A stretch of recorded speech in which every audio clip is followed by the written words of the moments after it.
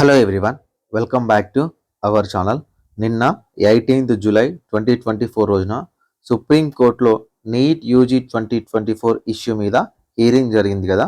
అప్పుడు సిజేఐ గారు ఏం చెప్పారు అనేది నేను లాస్ట్ వీడియోలో మీకు ఎక్స్ప్లెయిన్ చేశాను. సో ఎక్స్ప్లెయిన్ చేస్తూ అందులో రిజల్ట్ అనే ఒక వర్డ్ని నేను యూజ్ చేయడం జరిగింది. సో దానివల్ల నేను చాలా కాల్స్ని, చాలా మెసేజ్ని రిసీవ్ చేసుకున్నాను. రిజల్ట్ ఎప్పుడు వస్తుంది, ఎలా వస్తుంది, మేము ఎలా చెక్ చేసుకోవాలి, అండ్ ముఖ్యంగా ఏంటంటే కొంతమంది మా ఓఎంఆర్ షీట్లలో ప్రాబ్లమ్స్ ఉన్నాయి, సో మాకు మార్కులు తక్కువ వచ్చినాయి, మాకు కూడా ఇప్పుడు ర్యాంక్ అనేది చేంజ్ అయ్యి వస్తుందా అని అడగడంతో పాటు సో లాస్ట్లో కౌన్సిలింగ్ సంబంధించి చెప్పారు. దాని గురించి చెప్పండి, జూలై 24th నుంచి కౌన్సిలింగ్ స్టార్ట్ అవుతుందా లేదా అని. ఈ పర్టికులర్ వీడియోలో ఈ విషయాలన్నీ నేను మీతో ఎక్స్ప్లెయిన్ చేస్తాను.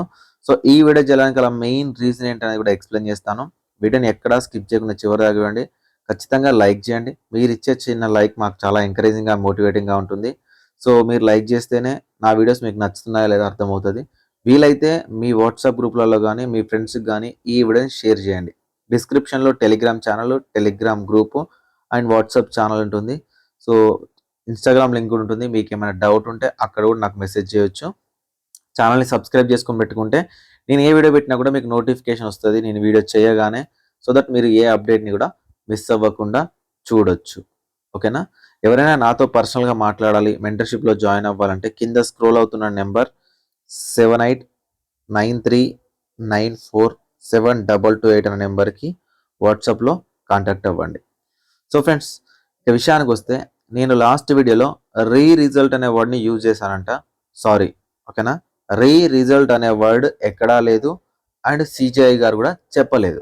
యాక్చువల్గా మనకు చెప్పింది ఏంటి, ఓకేనా, హీరింగ్ అయిపోయిన తర్వాత అంటే డేటా అనలిటిక్స్లో ప్రాబ్లం ఉందని, సో డేటా అనలిటిక్స్ కరెక్ట్గా లేదని, సో పిటిషన్ సైడ్ నుంచి మాకు మొత్తం కంప్లీట్ డేటా కావాలన్నప్పుడు so transparency of the examination అనేది ఉండాలి కాబట్టి, సో ఎగ్జామినేషన్లో పారదర్శక ఉండాలి కాబట్టి కంప్లీట్గా సో ఏ రీజియన్లో ఏ రేడియస్లో పేపర్ లీక్ అయిందని కనుక్కోవాలంటే centre wise, city wise and దాంతోపాటు స్టేట్ వైజ్ ప్రతి ఒక్కరి డేటాని ఎన్టీఏ వెబ్సైట్లో పెట్టండి అని చెప్పింది.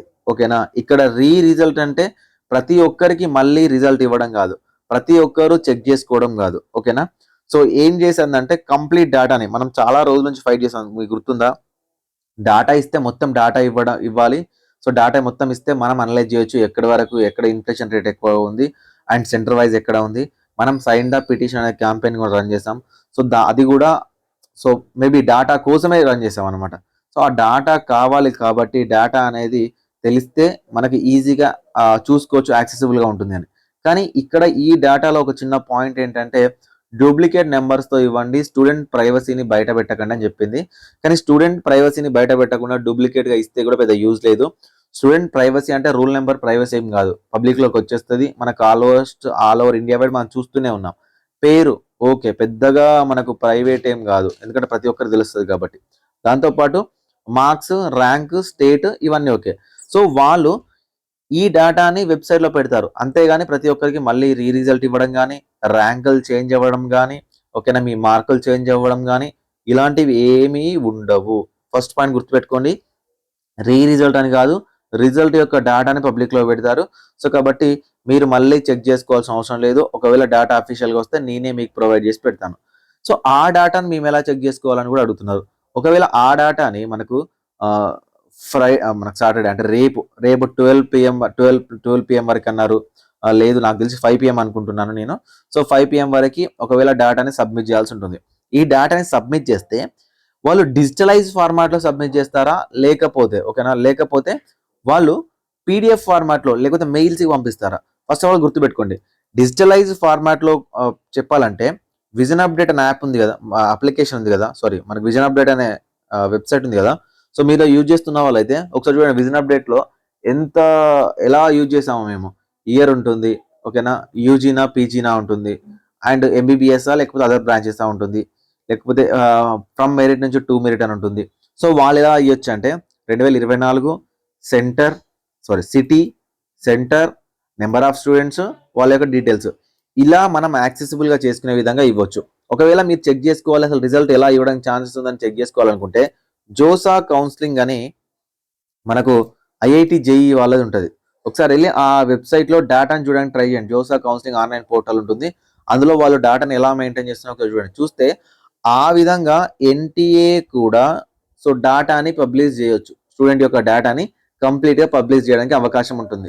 సో 23 లక్షల మంది స్టూడెంట్కి సంబంధించిన డేటాని వాళ్ళు పబ్లిష్ చేస్తారు.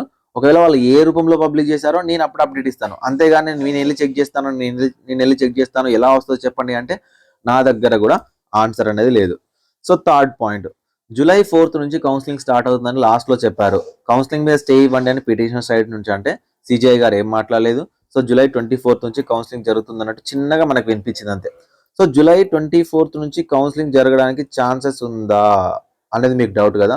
సో జూలై 24th నుంచి కౌన్సిలింగ్ జరగడానికి స్టార్ట్ అవ్వడానికి ఛాన్స్ ఉందంటే ఇప్పటికీ మనకు ఇంట్రా ఎంసీసీ వెబ్సైట్ నుంచి కాలేజ్ వైజ్ డీటెయిల్స్ కావాలి అని నోటీస్ వచ్చింది. ఓకేనా, ఆ నోటీస్ మాత్రమే వచ్చింది.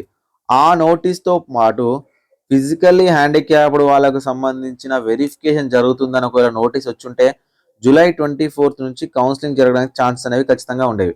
ఈరోజు 19th, మనకి ఇంకొక 5 days టైం ఉంది. 24th అనేది జరగాలి అంటే ఈ లోపు మనకు కోర్టు హీరింగ్ కూడా అయిపోతుంది. ఓకేనా, సో ఈ 5 daysలో కోర్టు హీరింగ్ కూడా మండే రోజు కంక్లూడ్ చేస్తారు కాబట్టి అయిపోతుంది. సో 24th నుంచి మ్యాండేటరీగా కౌన్సిలింగ్ స్టార్ట్ అవుతుందా అంటే సో మనం ఫస్ట్ నుంచి మాట్లాడుతున్నదే ఎన్ఎంసి ఎన్ని కాలేజ్ పర్మిషన్ ఇచ్చిందని ఎన్ఎంసి కాలేజ్ లిస్ట్ ఇవ్వాలి ఫస్ట్ పాయింట్.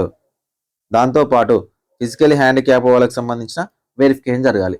ఇవి రెండు జరిగితే ఎంసీసీ ఏం చేస్తుంది? నెక్స్ట్ ఆప్షన్ ఏంటి? ఎంసీసీ డైరెక్ట్గా మనకు నోటీస్ ఇచ్చేస్తుంది, అంటే షెడ్యూల్ ఇచ్చేస్తుంది. ఫస్ట్ రౌండ్ ఎప్పుడు, సెకండ్ రౌండ్ ఎప్పుడు, థర్డ్ రౌండ్ ఎప్పుడు, ఫోర్త్ రౌండ్ ఎప్పుడు అనేది షెడ్యూల్ ఇచ్చేస్తుంది. కానీ మెయిన్ ఇంపార్టెంట్ ఇవి రెండు జరగాలి. అవి రెండు ఎన్ఎంసీకి సంబంధించిన డేటా రావాలి, రెండు ఫిజికలీ హ్యాండిక్యాప్డ్కి సంబంధించిన వెరిఫికేషన్ జరగాలి. ఇవి కనుక 24th జూలై అంటే 23rd జూలై వరకు కంప్లీట్ అయితే 24th నుంచి మనకు కౌన్సిలింగ్ జరుగుతుంది. కానీ మీరు ఎక్స్పెక్ట్ చేయండి 23 జూలై వరకు ఈ రెండు ప్రాసెస్ జరుగుతాయా, కంప్లీట్ అయ్యే ఛాన్స్ ఉన్నాయా లేదా అనేది మీరు ఒకసారి ఆలోచించిన తర్వాత సో 24th జూలై నుంచి కౌన్సిలింగ్ జరుగుతుందా లేదా అనేది ఆలోచించండి. ఓకేనా, ఈ 3 points అనేది నేను మీకు ఎక్స్ప్లెయిన్ చేయాలనుకున్నాను.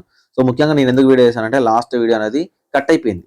ఓకేనా, నేను చేస్తుంటే మొబైల్ స్విచ్ ఆఫ్ అయిపోయింది.